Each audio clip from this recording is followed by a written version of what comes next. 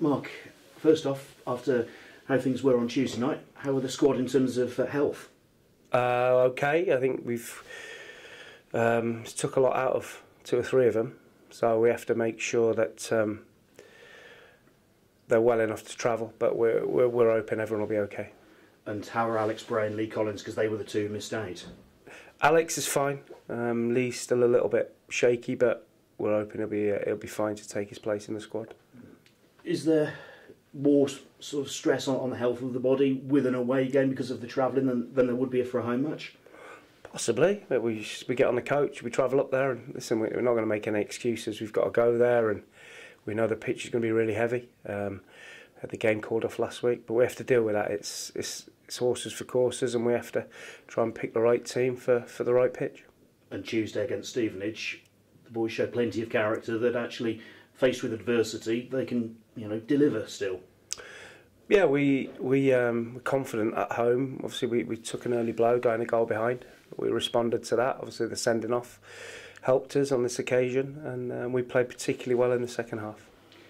So how do you then take that sort of home form with 4 wins in a row out on the road?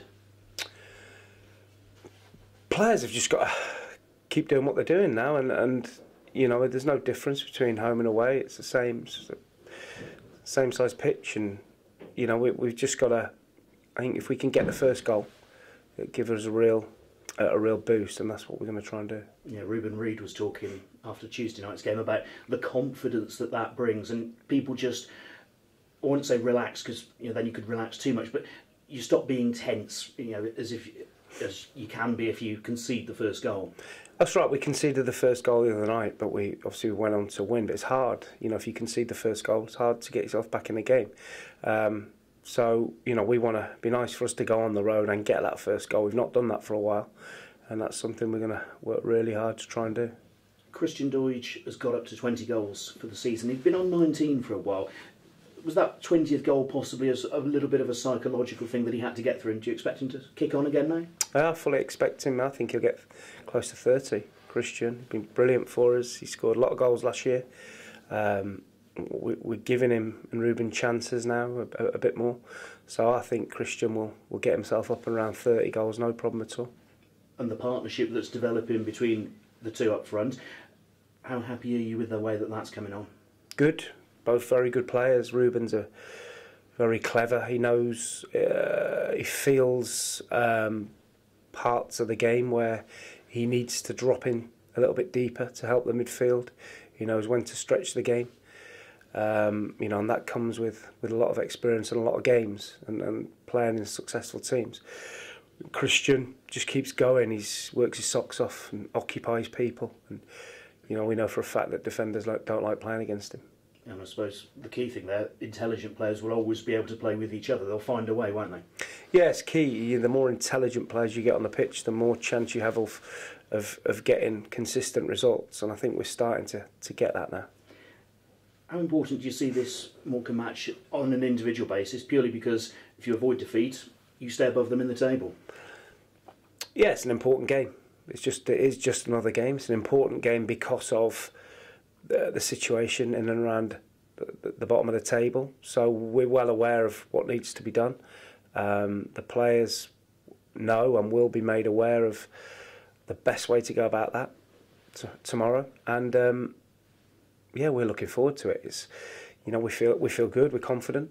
We fully respect Morecambe and the job that Jim Bentley's done up there. It's fantastic. But we're looking forward to it. We're looking forward to every game now. I suppose pressure on them as well. Yeah, they're at home. They'll feel as though they've got to win the home games with our own fans. So, but we, like I say, if we can carry on our form from the last couple of games and keep that intensity, then we'll be okay. And you're leaving on Friday morning. What's the training regime between 10 o'clock Friday and 3 o'clock Saturday? We'll train halfway up, or Bolton. We're training at Bolton, so we'll travel, have some lunch, and then train this afternoon and get to the hotel for sort of tea time. Spoke about illness, injuries. Everyone okay?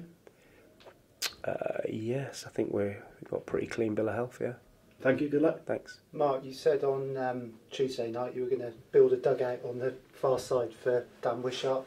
Have you started the building work? Yeah, I don't think Morecambe will let us do that. But whether it takes one member of staff to be on the side of the pitch where Dan is, maybe that's what we need. But I spoke to Dan about it, and he gets it, he understands it, he knows, and I think he's frustrated at himself that the inconsistency, because we keep telling him what a good player he is, and he's got the raw ingredients to be a really good player, but he's not been in the Football League before, so he's first season in it, and he's going to take time to adapt. But if we can have more performances like the second half, then it can be a real asset for us. Do you now see him more as a forward, wide player rather than at the back? I think basically we always have done. I think in the National League we could get away with Dan at left back because teams didn't have lots of chances against us.